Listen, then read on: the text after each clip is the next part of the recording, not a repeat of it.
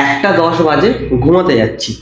এই সময় একটু বারান্দায় গেছিলাম, কিছুই না, এমনি গেছিলাম বারান্দায়, বা জানি না কেন গেছিলাম, কিন্তু গিয়ে পুরো দিলটা গার্ডেন হয়ে গেল। গত 3-4 মাস ধরে যেটা আশায় ছিলাম সেটা এখন নিজের চোখে দেখে মানে একদম কি বলবো, চোখ জুড়িয়ে যাওয়া ব্যাপার। আপনারাও দেখাচ্ছি, চিন্তা করার কিছুই নেই যে কি নিয়ে কথা বলছি, দেখাচ্ছি দেখুন।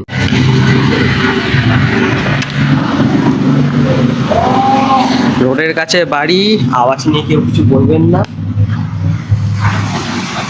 এই হচ্ছে মাধবীলতায় ফুল এসছে, এই প্রথম। গাছটা কিনেছি 4 মাস হবে, তখন হচ্ছে খালি এইটুখানি যা দেখছেন, এই যে ডাল পুরো যে এইগুলো সব, এগুলো কিচ্ছু ছিল না। প্রত্যেক কটাতে কুড়ি এসছে, অনেকদিন ধরেই দেখছি কিন্তু ফুল সেরকম একটাও দেখিনি।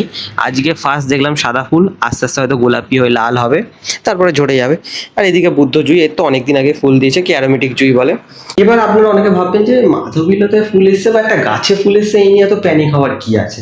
কিন্তু কি বলুন তো, কত 4-5 মাস ধরে এই গাছটার পিছনে সময় দেওয়া, যত্ন করা, প্রত্যেকদিন সকালবেলা উঠে জল দেওয়া, 15 দিন অন্তর অন্তর এই সার ওই সার, বর্মির থেকে শুরু করে কি সব নামও আমার খেয়াল থাকে না, সব একদম চার্ট বানানো আছে আমার কাছে। তো ওইসব করার পর যখন মানে একটা জিনিসের পেছনে যখন এতটা সময় এতটা খাটনি দেওয়ার পর কোনো রেজাল্ট পাওয়া যায়, খুব ভালো লাগে। ওই তো যেরকম মানে কথা, ধরুন না, আপনি বিজনেস চালাচ্ছেন, আমি বিজনেস চালাচ্ছি, সারা সপ্তাহ কঠিন কাজ করার পর যখন 30-35 হাজার টাকা ঢোকে, তখন ওটাই শান্তি। এটাও সেরকম শান্তি একটা।